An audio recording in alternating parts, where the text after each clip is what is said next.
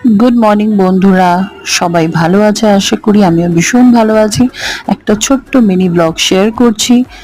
এই তুলসী গাছে জল দেওয়া দিয়ে আমার দিন শুরু হয়। এরপরে দেখাচ্ছি কি কি করেছি আজকে সারাদিনে, সেটাই।